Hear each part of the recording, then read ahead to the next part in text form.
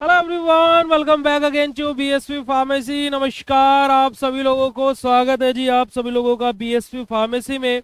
और स्वागत है जी आप सभी लोगों का इस प्रीवियस ईयर क्वेश्चन पेपर की सीरीज में। तो क्या हाल चाल, क्या बढ़िया, एकदम मजे में बेटा जी। आई थिंक सो आप सब लोग बहुत बढ़िया, बेहतरीन और एकदम मजे में होंगे जी। आपके घर पर भी सब मजे में होंगे और आप लोग अपनी तबीयत का पूर्णतः ख्याल भी रख रहे होंगे। और आज हम लोग अपनी प्रीवियस ईयर क्वेश्चन पेपर की सीरीज को आगे बढ़ाते हुए हमारा 2023-24 का पेपर आप लोगों के सामने डिस्कस करने वाले हैं। ऑलरेडी हम लोग 24-25 का पेपर डिस्कस कर चुके हैं। तो बिना समय को व्यर्थ करते हुए स्टार्ट करते हैं आज के सेशन। और फटाक से बेटा जी हार्ट वाला इमोजी भेज दीजिएगा अगर जो आप लोग इस सेशन के लिए रेडी है। और जैसे कि मैंने आप लोगों को पहले भी बताया हुआ है और इसमें भी मैं यही बोलूंगा कि यहाँ पर भी आपको वही सब क्वेश्चंस देखने को मिलने वाले हैं जो मैंने आप लोगों को ऑलरेडी इंपोर्टेंट बताए हुए हैं। तो प्यारे बच्चों, सेशन को स्टार्ट करने से पहले अगर जो आप सभी लोगों को मेरी वॉइस और मेरी वीडियो क्लियर हो तो फटाक से चैट सेशन में कंफर्म कर दीजिए। उसके बाद में सेशन को हम लोग स्टार्ट कर रहे हैं जी। जल्दी से बेटा जी कंफर्म कर दीजिएगा, is I am visible and clearly audible to all of you. Yes और no, write down in chat session बेटा जी फटाक से। चलिएगा जी, ये जो हार्ट वाला इमोजी है इसको अगले 20-25 दिन के लिए पिन कर लीजिए। अपने जो इमोजी वाले हैं ना, तो तुम लोग हर टाइम अपनी बाबू सोना को रोने वाला इमोजी भेजते रहते हो, दिल टूटने वाला इमोजी भेजते रहते हो और फिर भी वो नहीं समझती है। अब आप लोगों को एक इश्क वाला इंसान मिल चुका है, तो एक जो हार्ट वाला इमोजी है ना, इसको ऊपर, ये सबसे ऊपर रहना चाहिए। जैसे तुम इमोजी खोलो सबसे ऊपर हार्ट वाला इमोजी दिखे। ठीक है जी, चलेगा। पेपर पैटर्न बेटा जी वही है, सेम। हमारे 2 नंबर वाले 10 क्वेश्चन आते हैं, है ना। 20 नंबर का हमारा सेक्शन रहता है, section number A. Section number B हमारा रहता है 2 क्वेश्चन करने होता है, 10 नंबर का एक क्वेश्चन आता है। ये भी 20 नंबर का रहता है, 3 में से कोई 2 करने होते हैं हमें यहाँ पर। और सेक्शन नंबर सी में हमारे क्या बेटा जी 7 नंबर के 5 क्वेश्चन हमारे रहते हैं। 35 नंबर का हमारे सेक्शन रहता है, सेक्शन नंबर सी, जहां पर हमें 7 क्वेश्चन देता है और कोई भी 5 करने होते हैं। ये हमारा पेपर पैटर्न रहता है और ये जो 2023-24 का पेपर है ये भी सेम पैटर्न पर फॉलो होगा। ठीक है जी, चलेगा। अब यहां पर बात आ जाती है बेटा जी कि हमारा सबसे पहला क्वेश्चन क्या है, जरा आप देखिएगा। What is chain isomerism? Chain isomerism क्या होता है? The compound having the same molecular formula but different arrangement of carbon in the chain are known as chain isomer and this phenomena is known as chain isomerism. कि भैया हमारा क्या है कि carbon की एक ऐसी चैन जिसमें हमारा क्या है, कार्बन का अरेंजमेंट अलग अलग हो पर लेकिन मॉलिक्यूलर फॉर्मूला सेम हो, तो इसी को हम लोग क्या बोलते हैं, चैन आइसोमर बोलते हैं और इसी फिनोमेना को चैन आइसोमेरिज्म बोलते हैं। अगला क्वेश्चन है what are electrophiles and nucleophiles? Electrophiles क्या होते हैं और न्यूक्लियोफाइल्स क्या होते हैं? अगर जो मैं आपको यहाँ पर सिंपल सा बोलूं कि E1 एंड E2 और SN1 और SN2 रिएक्शन से हमारा एक क्वेश्चन आ गया है, तो इसमें कोई भी घबराने या फिर चिंता होने वाली बात नहीं है। अब ऐसे ही क्वेश्चंस जब एग्जाम में आते हैं, जैसे मैंने आपको बोला बेटा E1 E2 और SN1 और SN2 तैयार कर लेना, मैंने आज भी होमवर्क में आपको दिया था कि आज तुम्हें बस यही पढ़ना है। अब बच्चों को क्वेश्चन ये आ गया, बच्चे बोलते आपका बताया हुआ नहीं आया जी, आपका बताया क्वेश्चन आया नहीं। भाई आपका इलेक्ट्रोफाइल और न्यूक्लियोफाइल आप पढ़ोगे कहा? इलेक्ट्रोफिलिक सब्स्टिट्यूशन है ना, और क्या है न्यूक्लियोफिलिक सब्स्टिट्यूशन रिएक्शन में तो इलेक्ट्रोफाइल और न्यूक्लियोफाइल के बारे में बताया जाता है।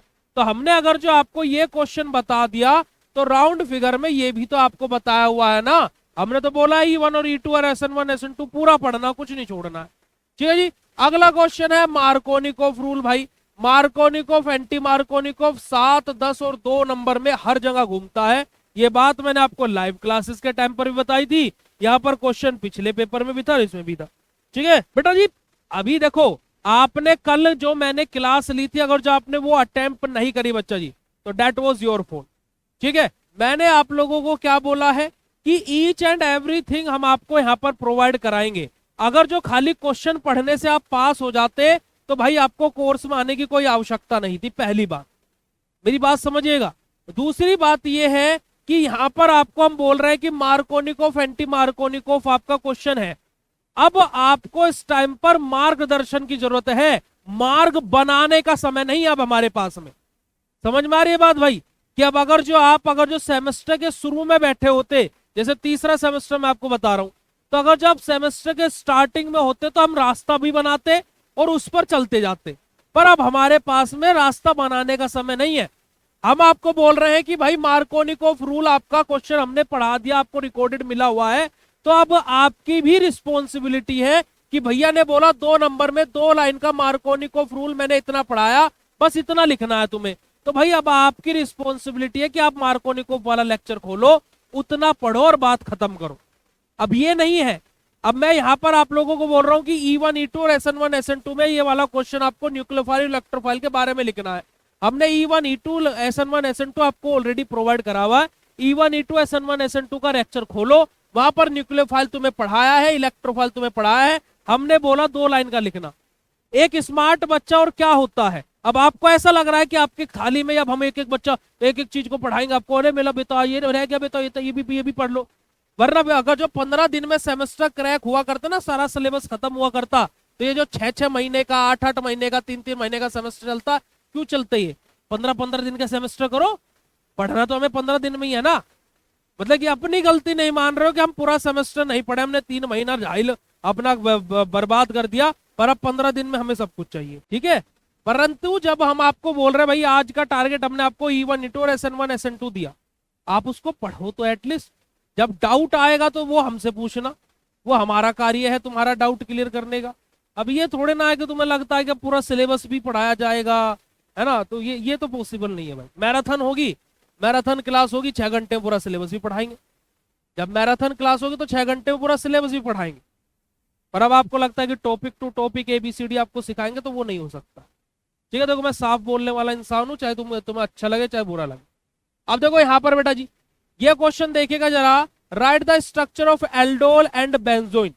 एल्डोल और बेंजोइन का हमें स्ट्रक्चर बनाना है, ठीक है जी। अब यहाँ पर बेंजोइन जो कंडेंसेशन जो हमारा फाइनल प्रोडक्ट बनता है वो भी आप बना सकते हो, और एल्डोल रिएक्शन जो हमारा फाइनल प्रोडक्ट बनता है आप उन दोनों का स्ट्रक्चर यहाँ पर बना सकते हैं, ठीक है जी। अब मेरा एक और क्वेश्चन आपसे यहाँ पर है कि एल्डोल कंडेंसेशन जो हमारी होती है उस रिएक्शन में हमारा जो फाइनल प्रोडक्ट बनता है वहां पर हमारे 2 फंक्शनल ग्रुप होते हैं, है ना। एक हमारा होता है एल्कोहल और दूसरा हमारा होता है एल्डिहाइड।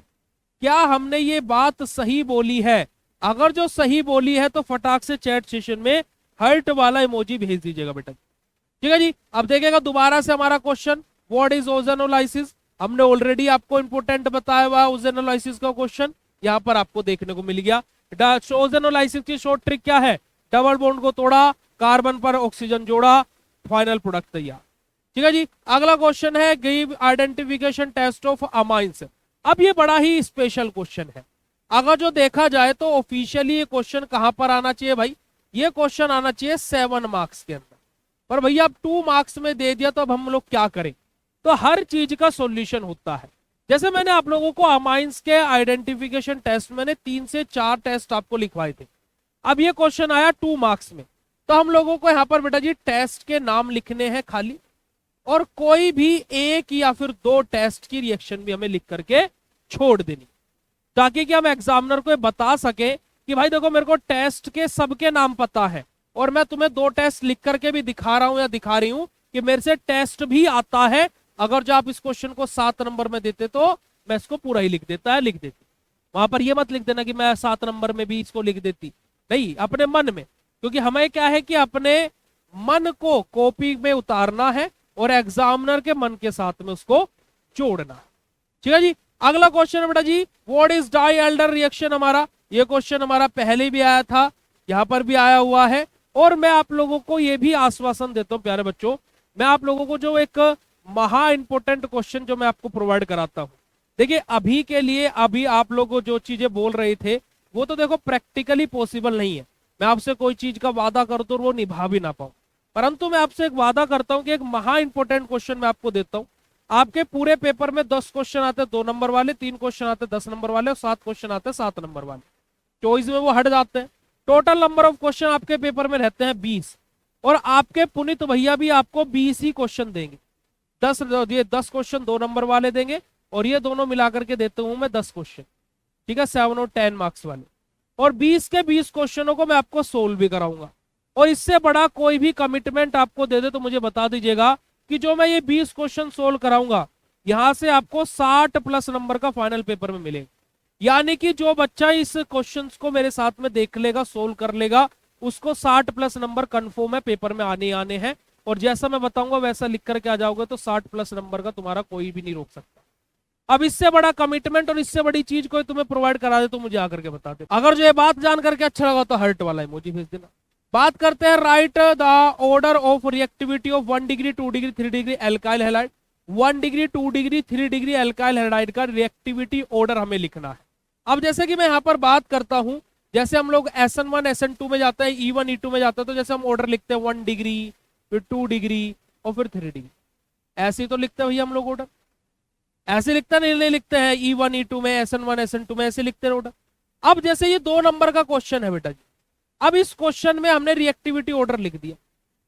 हमने इस क्वेश्चन में मान लीजिए रिएक्टिविटी ऑर्डर लिख दिया। अब ये कितने लाइन का आंसर बना? ये आंसर बना मात्र और मात्र आधी लाइन का ही। और ये रिएक्टिविटी ऑर्डर सही है तो 2 मार्क्स हमारे कन्फर्म।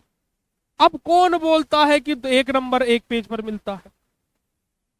हम आपको बताते हैं कि बेटा जी आधे पेज से ज्यादा का और 1 पेज से कम आपको 2 नंबर का आंसर लिखना है। यानी कि आपकी मैक्सिमम लिमिट है प्यारे बच्चों। इससे ऊपर अगर जो आप लिख रहे हो तो यानी कि आप अपना समय व्यर्थ कर रहे हो। पर लेकिन आंसर तो भैया यहाँ आधी लाइन में भी खत्म हो रहे हैं। तो वही तो मैं आपको बोलता हूं कि आप लोग अब इस चक्कर में ना पड़ जाना कि भैया ने तो बोला था आधे पेज से ज्यादा 1 पेज से कम। हमने वो आपको मैक्सिमम लिमिट बोली कि इस लिमिट को क्रॉस मत कर। जैसे कि आपने देखा होगा कि जब भगवान श्री कृष्ण को गालियां दी जा रही थी, है ना जी, हम उस शख्स का नाम भी नहीं लेंगे, तो उनके पास में क्या था कि 100 अपशब्द बोलने तक की लिमिट थी। यानी कि भगवान ने उनको लिमिट दी हुई थी कि भाई तुम 100 अपशब्द का उपयोग कर सकते हो, इस लिमिट को मत क्रॉस करना बस। अगर जो तुम इस लिमिट को क्रॉस कर गए तो फिर तुम्हारा अंत निश्चित है ना जी। ऐसे हम आपको लिमिट दे रहे हैं कि भैया आप इस लिमिट को क्रॉस मत करना, इससे कम में रहना, ज्यादा मत जाना। ज्यादा जाओगे तो यानी कि आप अपना टाइम वेस्ट कर रहे हैं और आप अपने पेपर में टाइम मैनेजमेंट बिल्कुल भी नहीं कर पाए। बेटा व्हाट्सएप ग्रुप का लिंक आपके कोर्स के अंदर डाल दिया गया है। एक बात को कितनी बार बोले, कल भी बोला, आज सुबह की क्लास में भी बोला, बार बार बोल रहे हैं। आपके कोर्स में लिंक है, आप मालिक हो, आप लिंक पर क्लिक करो, आपको मांगने की जरूरत नहीं है। ठीक है, आप उस लिंक पर क्लिक करो, ज्वाइन करो। ठीक है जी। अगला क्वेश्चन है बेटा जी हमारा 2024-25 वाले पेपर में आया था क्या बेटा जी, हमारा क्या बेटा जी, हमारा सिटजिफ रूल आया था। इस पेपर में हमसे क्या पूछ लिया गया है? होफमैन रूल के बारे में पूछ लिया गया है, कुछ भी अलग नहीं है। अगला क्वेश्चन हमारा differentiate between E1 and E2 reaction, कि E1 और E2 रिएक्शन में क्या डिफरेंशिएशन रहता है। जैसे कि हमारा E1 होते हैं 2 स्टेप रिएक्शन, E2 होते हैं सिंगल स्टेप रिएक्शन। E1 में हमारा क्या होता है, कार्बोकैटायन बनता है, E2 में कार्बोकैटायन नहीं बनता है। तो इस तरीके से हम लोगों को 4-5 डिफरेंस एक टेबल बना करके लिख देना है। क्योंकि देखो डिफरेंस बिटवीन का जब कभी भी क्वेश्चन आए, चाहे किसी भी सब्जेक्ट में आ रहा हो प्यारे बच्चों, आप कोशिश कीजिएगा कि आप उसको टेबल फॉर्मेट में ही लिखें, आप उसको टेबल फॉर्मेट में ही लिखें। एक और कमाल की बात बताता हूं, ये क्वेश्चन जो है differentiate between E1 and E2 and SN1 and sorry E1 E2 या फिर SN1 और SN2, ऐसे दोनों ही रिएक्शंस में क्वेश्चन पूछ लिया जाता है। और ये क्वेश्चन आपको 7 या फिर 10 मार्क्स में भी पूछ लिया जाता है। अब मैं यहां पर आपको ना जाने कितने बच्चों के एग्जाम्पल दे सकता हूं कि वो बच्चे क्या करके आते हैं, खाली डिफरेंस बिटवीन का एक पेज पर टेबल बनाया, दोनों के डिफरेंस बिटवीन लिखे, 12-12 13-13 डिफरेंस बिटवीन लिख दिए, और यहां आकर के बोल रहे भैया पेपर बहुत बढ़िया हुआ। उनके अकॉर्डिंग तो बढ़िया हुआ है, एग्जामिनर इसको चेक करता है और एग्जामिनर बोलता है ले जी 2 नंबर ले। फिर बच्चा कॉपी रीचेकिंग के लिए अप्लाई करता, भैया देखना इस क्वेश्चन पर 2 ही नंबर मिले, है ना, कि भैया इस क्वेश्चन पर मात्र 2 ही नंबर मिले। अब 2 ही नंबर मिले हैं तो भाई अब क्या होगा कि भैया हम तो करके तो आए थे पर 2 ही नंबर दिए, बेकार कॉपी चेक हुई। भाई आपको 7 और 10 नंबर में एग्जामिनर की भावनाओं को समझना है। वो आपसे बोलना चाहता कि बेटा मैं पूरा क्वेश्चन यहां पर नहीं बोल रहा हूं, पर तू अपनी तरफ से जितना भी आता हो सब लिख डाल। अगर जो 7 या 10 नंबर में ऐसा क्वेश्चन आए तो बेटा जी आप ये समझ जाएं कि एग्जामिनर E1 और E2 पूरा पूछना चाह रहा है। तो हमें वहां पर E1 क्या होता है, उसका रिएक्शन, उसका मैकेनिज्म, सारे के सारे पॉइंट सब कुछ लिखेंगे। E2 क्या होता है, सब कुछ लिखेंगे। अच्छा एक और बात, जो आपका व्हाट्सएप ग्रुप बना हुआ है और जो आपका ऐप पर भी है, मैं दोनों जगह पर एक काम करता हूँ कि जो E1 E2 और SN1 SN2 के जो आपका आज मैंने होमवर्क दिया है ना, देखो मैं अदर क्वेश्चंस के लिए कर पाऊंगा वो तो मैं नहीं बोल सकता हूँ, पर मैं आपको इन दोनों क्वेश्चन के जो मेरे नोट्स हैं, मेरे खुद के, देखो राइटिंग थोड़ी सी खराब लगे तो कोई बात नहीं, क्षमा कर देना उसके लिए, परंतु हम आपको जो मेरे नोट्स है उसका PDF बना करके मैं आपके कोर्स में भी और व्हाट्सएप ग्रुप में दोनों जगह भेज देता हूं। कैसी लगी ये बात भी फटाक से चैट सेशन में हार्ट वाला इमोजी भेज दीजिएगा। अब देखिएगा कि ऑर्गेनिक केमिस्ट्री के 10 क्वेश्चन तो जो इससे पहले पेपर डिस्कस किया था, और 10 ही क्वेश्चन बेटा जी, ये एक भी क्वेश्चन ऐसा नहीं है कि जो भैया आउट ऑफ द सिलेबस हो, आउट ऑफ द बॉक्स हो, है ना। आपको कुछ क्वेश्चन लग सकता है आउट ऑफ द बॉक्स, जैसे कि आपको ये वाला क्वेश्चन लग सकता है ना, मेरे अकॉर्डिंग आपको लग सकता है ये वाला क्वेश्चन थोड़ा आउट ऑफ द बॉक्स है, भैया ये वाला क्वेश्चन थोड़ा आउट ऑफ द बॉक्स है, पर आउट ऑफ द बॉक्स नहीं है ना। आपको लग रहा होगा भैया सिलेबस से बाहर आ गए, तो ये तो हमारे सिलेबस में टॉपिक्स नहीं दिए हुए, पर बेटा टॉपिक के अंदर ये चीजें पढ़ाने वाली होती है जो हमने आपको पढ़ाई है। इसी वजह से मैं बोलता हूं कि मैं आप लोगों को कोर्सेज में डीप स्टडी कराता हूं। आप RGP वाले बच्चे होते तो मुझे डीप पढ़ाने की जरूरत नहीं पड़ती, क्योंकि वहां पर 2 नंबर के क्वेश्चन आते ही नहीं है, पर यहाँ पर आपके 2 नंबर के क्वेश्चन आते हैं, और बहुत सारी यूनिवर्सिटीज में तो MCQs आते हैं। मैंने एक महाराष्ट्र की यूनिवर्सिटी का पेपर देखा, I think so private university थी, उस यूनिवर्सिटी में 1 लाइनर आंसर पूछे हुए हैं 3-3 नंबर में, है ना। ये क्वेश्चन ये है कि एल्डोल कंडेंसेशन में रिएजेंट कौन सा यूज होता है, 3 नंबर का क्वेश्चन है, खाली रिएजेंट का नाम लिखो, 3 नंबर कंफर्म। पर लेकिन वो 1 लाइनर आंसर है, पर लेकिन उसमें डू और डाई वाली कंडीशन होती है कि आप कुछ बना करके नहीं लिख सकते हो, आपको जस्ट टू बी एग्जैक्ट लिखना पड़ेगा, और मेरे अकॉर्डिंग पेपर वैसे ही बनने चाहिए। ठीक है जी, चलेगा। अगले सेक्शन की तरफ बनते हैं, और अगले सेक्शन में आप लोग अगर जो देखोगे तो आपको फिर से वही चीजें देखने को मिलेगी जो हमने ऑलरेडी आपको बताई हुई है। यहाँ पर जरा आप लोग देखिएगा कि define nomenclature of organic compound with example. Organic compound क्या होते हैं, उनका नोमेनक्लेचर क्या होता है। नोमेनक्लेचर ऑफ ऑर्गेनिक कंपाउंड यानी कि हमारा क्या है कि हम लोग यहाँ पर ऑर्गेनिक कंपाउंड जो हमारा IUPAC रूल्स है उनको लेकर के भी चीजें लिख सकते हैं, और हमारा क्लासिफिकेशन ऑफ ऑर्गेनिक कंपाउंड तो हम लोग यहाँ पर लिखेंगे ही लिखेंगे। अगला क्वेश्चन बेटा जी SN1 एंड SN2 रिएक्शन से आ गया, जो कि आपको इंपोर्टेंट बताया हुआ है। और जरा यहाँ पर नेम रिएक्शन में भी देख लीजिएगा, give detail note on Cannizzaro reaction and aldol condensation. मैंने आपको पहले भी बोला है कि क्रॉस करके क्वेश्चन पूछता है, डायरेक्ट एल्डोल क्रॉस एल्डोल नहीं पूछेगा, कैनिजारो और क्रॉस एल्डोल पूछ लेगा, कैनिजारो बेंजोइन कंडेंसेशन पूछ लेगा, एल्डोल और पार्किंसन कंडेंसेशन पूछ लेगा। तो इस तरीके के क्वेश्चन आपसे पूछे जाते हैं, और तीनों ही क्वेश्चन बताए हुए हैं। अगला क्वेश्चन देखिएगा बेटा जी, define the nomenclature of organic compound with example. अब यही क्वेश्चन बेटा जी आपका ऊपर भी दिया है और यही क्वेश्चन यहाँ पर भी दिया है, तो इस क्वेश्चन को यहाँ पर इस सेट में चेंज कराया गया था यूनिवर्सिटी के द्वारा, ऐसा भी हो जाता है। अब यहाँ पर ये सीख वाली बात है। सीख वाली बात क्या है बेटा जी, देखिएगा जरा, यहाँ पर अगर जो आप लोग देखोगे define the nomenclature of organic compound with example, define the nomenclature of organic compound with example. अब बच्चों ने इस पेपर में क्या किया कि 7 नंबर में भी आ गए, 10 नंबर में अभी मजे आ गए। उन्होंने क्या किया, जल्दी जल्दी में दोनों डबल बार लिख दिया आंसर कि हमारे तो 17 नंबर अब कंफर्म है। अब क्या होता है बेटा जी, ऐसे क्वेश्चन कभी आपको आपके पेपर में दिखे, मेरे इस बात को ध्यान में रखिएगा। जैसे फॉर एग्जांपल ये वाला क्वेश्चन 10 नंबर में भी और 7 नंबर में भी, ठीक है जी।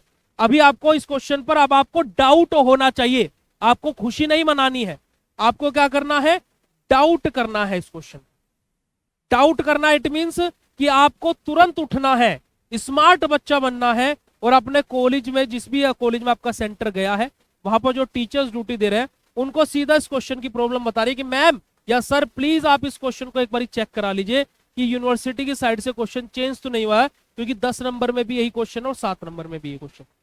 वो तुरंत ऑफिस में भागेंगे और क्वेश्चन चेंज कराने को लेकर के बात करें, ठीक है। जब आप ऐसा ऑब्जेक्शन उठा देते हो तो वो क्वेश्चन आपके स्टार्टिंग के ही घंटे में चेंज हो जाता है। यानी कि आपका मान लीजिए अभी 2 बजे से आपका पेपर है, तो आपने ऑब्जेक्शन स्टार्टिंग में उठा दिया, स्टार्टिंग के 15 मिनट में आपने पेपर पढ़ा आराम से, आपने देख लिया कि क्वेश्चन में कुछ गड़बड़ है, दोनों जगह सेम दिया हुआ है, तो मैम इस क्वेश्चन में कुछ दिक्कत है, ठीक है। तो वो स्टार्टिंग के यानी कि 2 से 3 बजे के बीच में आपका क्वेश्चन चेंज हो जाएगा, आप टेंशन फ्री।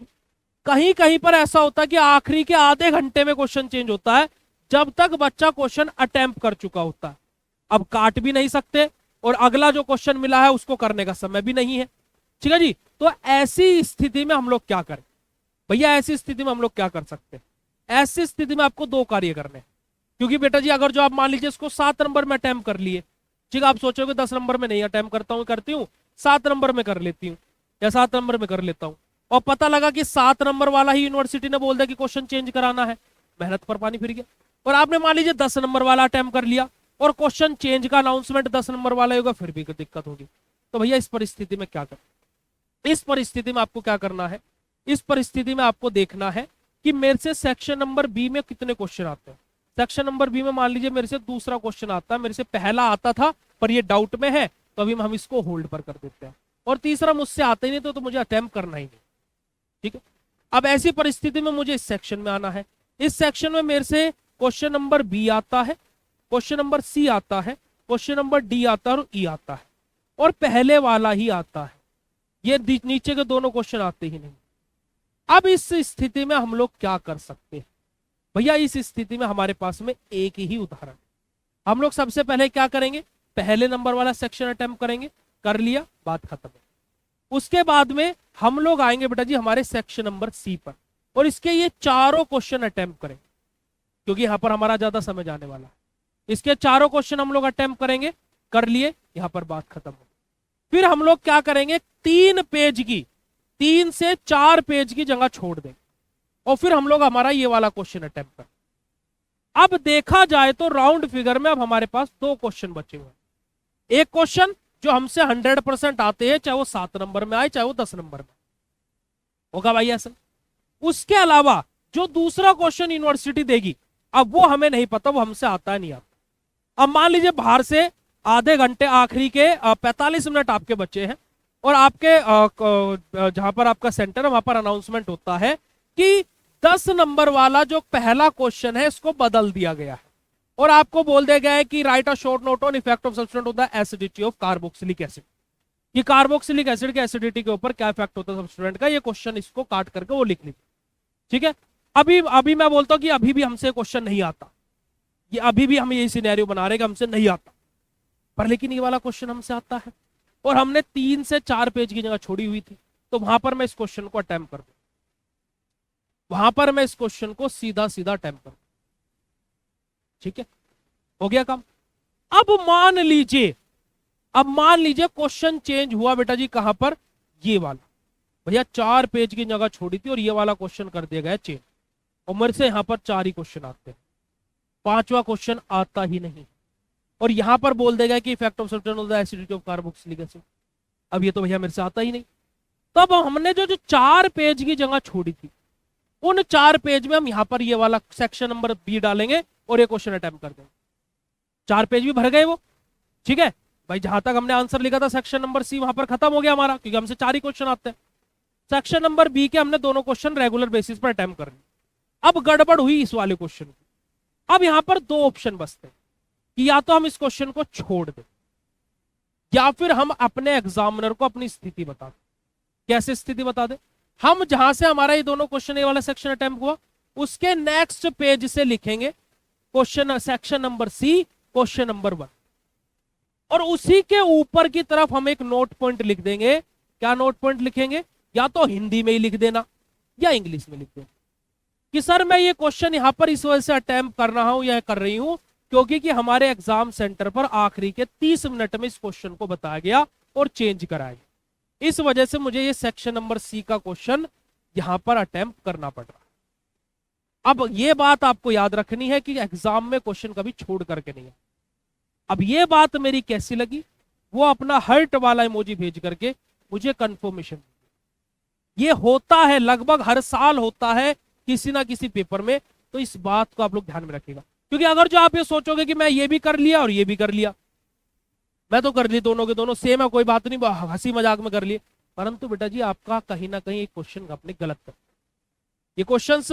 और ऐसा भी होता है कि शायद आपके एग्जाम सेंटर पर क्वेश्चन चेंज ही ना कराया जाए, पर according to university question change हुआ, और जो चेंज हुआ क्वेश्चन है वो ही मान्य होता है। इस बात को ध्यान में रखिए। यूनिवर्सिटी ने मैसेज पास किया है भाई। जैसे फॉर एग्जांपल, जैसे मैं अपना एग्जांपल दूं, जब मैंने फर्स्ट सेमेस्टर में मेरे ओवरऑल मध्य प्रदेश में टॉप 5 बच्चों में मेरा नाम आया फार्मेसी सेक्टर फील्ड में, फार्मा फील्ड में, बी फार्मा में, आरजीबी यूनिवर्सिटी से मैं पढ़ा हूँ, पूरे मध्य प्रदेश में टॉप 5 बच्चों में मेरा नाम था। अब क्या हुआ कि जो मेरे से कम परसेंटेज वाले थे, यानी कि मेरे 9.0 एसजीपीए आए थे, जो 87% पर था, तो उन वो एक लड़की थी, उसको क्या है कि यूनिवर्सिटी में बुला करके उपराष्ट्रपति से सम्मानित कराया गया। क्योंकि जो चांसलर बोर्ड बच्चे होते हैं, या तो राष्ट्रपति या उपराष्ट्रपति या फिर ऐसे बड़े बड़े लोग ही आते हैं जो सम्मानित करते हैं, या फिर मुख्यमंत्री आएंगे स्टेट के, ऐसे करके। अब उनका फोटो न्यूज़पेपर में भी छपा, क्योंकि उनके कॉलेज वाले अवेयर थे, उनके कॉलेज वालों ने चीजें भरी, फॉर्म भरे, अपने बच्चों को बताया कि हमारा बच्चा इसके लिए चीजें कर। अब हमारे कॉलेज वाले एक्टिव थे नहीं, उन्होंने ऐसा कुछ किया नहीं, तो हमें मिल ही नहीं पाया, है ना। फिर जब हमने बोल दिया भैया, मैं पापा से बोल दिया कि मैं इस कॉलेज में अब नहीं पढ़ूंगा, क्योंकि बच्चों को भाई इतना 9.0 एसजीपीए आना, टॉप 5 बच्चों में, कॉलेज वाले अप्रिशिएट ही नहीं कर रहे। तो मैंने बोल दिया मैं पढ़ूंगा ही नहीं, एक साल खराब जाए कोई बात नहीं, मैं नहीं जाऊंगा। तो फिर कॉलेज वॉलेज वालों से बात हुई, ये सारी चीजें हुई, तो फिर उन्होंने उसके बाद में जाकर के यूनिवर्सिटी को बोला, यूनिवर्सिटी ने बोला कि हमने आपके बच्चे का सर्टिफिकेट एंड उनका 20,000 का चेक ऑलरेडी काट के रखा हुआ है, बच्चा आपका नहीं आ पाया, कोई दिक्कत नहीं, हम आपके कॉलेज में उसको भेज देंगे। ठीक है, वो कॉलेज में आया, हमें तब जाकर के चीजें। इट मीन्स कि अगर जो मेरा कॉलेज वाले और मैं एक्टिव ना होता, तो कॉलेज वाले तो थे ही नहीं, मैं एक्टिव ना होता तो वो चीज मुझे मिलती ही नहीं कभी, ना मुझे चांसलर अवार्ड मिलता और ना ही मुझे 20,000 रुपये मिलते, है ना जी, जो कि एक स्कॉलरशिप मिलती है स्टूडेंट को यूनिवर्सिटी की साइड से। समझ रहे हो आप लोग बात? ठीक है। और सबसे बड़ी बात है कि उस इवेंट को मैंने मिस किया जहां पर इतने बड़े बड़े लोग आए थे, उनसे मिलता तो आज हम अपने ऑफिस में वो फोटो लगा करके रखते। समझ में आ रही बात? तो अब आप लोग भी इस चीज को लेकर के, मैं जो आपको एग्जांपल देना चाह रहा हूं कि कॉलेज आपका एक्टिव नहीं है, कोई बात नहीं, पर आप एक्टिव रहिए। और ऐसा बहुत सेंटर्स पर होता है कि क्वेश्चन चेंज ही नहीं होते, और जबकि यूनिवर्सिटी ने क्वेश्चन चेंज करा है, तो इसमें कोई ऑब्जेक्शन भी नहीं कर सकता। ठीक है, चलिए आगे मूव करते हैं बेटा जी, आगे बात करते हैं हमारा। ये देखिएगा जरा, ये क्वेश्चन आप लोगों को सेकंड यूनिट में जब लास्ट सेक्शन पढ़ा रहा था 1214 addition of conjugated dienes, laptop के थ्रू वो क्लास हुई थी, बारिश हो रही थी उस दिन शाम को जब आपकी क्लास हुई थी, तो आप लोगों को याद होगा। तो आप लोगों का ये क्वेश्चन मैंने इंपोर्टेंट लिखवाया था, जाकर के देख लीजिए। अगला क्वेश्चन है what are they about the basicity of aliphatic amines and the factor affecting it. अब देखिए बेटा जी, मैंने आपको दो ही question, effect of sulphate on the acidity of carboxylic acid and effect of sulphate on the basicity of amine, इन दोनों में से एक क्वेश्चन आपका फाइनल एग्जाम में जरूर 100% आए। अगला क्वेश्चन है write down the qualitative test of carboxylic acid and alcohol. Carboxylic acid और अल्कोहल के क्वालिटेटिव टेस्ट क्या होते हैं वो हमें यहाँ पर लिखना है। ठीक है जी, तो ये सब कुछ यहाँ पर कम से कम 3-3 टेस्ट दोनों के आप लोगों को लिखने पड़े। अगला क्वेश्चन है write the structure and uses of chloroform and trichloroethylene. Trichloroethylene और क्लोरोफॉर्म का स्ट्रक्चर एंड यूजेस लिखना है। पिछले भी क्लास में और पहले भी मैंने आपको बताया हुआ कि 2 नंबर के 2 क्वेश्चन या फिर 7 नंबर में 1 क्वेश्चन ऐसा आपको देखने को जरूर मिलेगा। अगला क्वेश्चन है discuss about the preparation chemical reaction and uses of the monocarboxylic acid. अब यहाँ पर देखिएगा, यहाँ पर नाम दे देगा मोनोकार्बोक्सिलिक एसिड, पर इससे घबराने वाली बात नहीं है कि भैया ये तो अलग आ गया क्वेश्चन, कार्बोक्सिलिक एसिड ही है, कोई दिक्कत वाली बात नहीं। उसका preparation, chemical reaction, physical properties, uses, example सब कुछ आप लोगों को यहाँ पर लिखना पड़ेगा। और लास्ट क्वेश्चन है discuss in detail about the nucleophilic addition reaction of the carbonyl compound. Carbonyl compound की हमारी न्यूक्लियोफिलिक एडिशन रिएक्शन कौन सी होती है? एल्डिहाइड, कीटोन, इन सब की हम लोगों को यहाँ पर न्यूक्लियोफिलिक एडिशन रिएक्शन लिखनी पड़ेगी। ठीक है जी, तो यही आप लोगों का बेटा जी कंप्लीट 2023-24 का पेपर है जो हम लोगों ने आप लोगों के साथ में डिस्कस किया। तो आप लोगों को ये लेक्चर कैसा लगा? फटाक से कमेंट सेक्शन में, चैट सेशन में अपना फीडबैक जरूर से जरूर दीजिएगा। और बेटा जी आप लोगों को इसी प्रकार से बढ़िया बढ़िया कंटेंट हम आपको प्रोवाइड कराते रहेंगे, और ऐसे हम आपको पढ़ाते रहेंगे, और ऐसे आपको सजेशंस देते रहेंगे। तो E1, E2 और SN1, SN2 आज का आपका होमवर्क है, उसको आप लोग कर लीजिएगा। और ये लेक्चर कैसा लगा फटाक से चैट सेशन में कंफर्म कर दीजिएगा प्यारे बच्चों।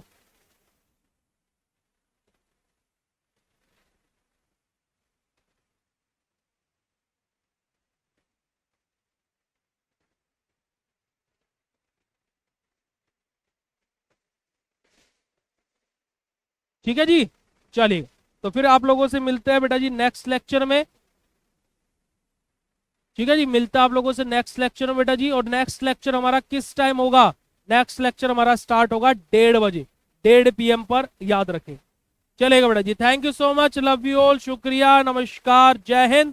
और ये जो इतने भी पेपर्स हैं इनके PDF आपके कोर्स के अंदर अपलोड हो रहे हैं, और जितने भी पेपर्स हम आज पढ़ेंगे उन सब का सॉल्यूशन PDF भी आपके कोर्स के अंदर आज ही अपलोड हो जाएगा।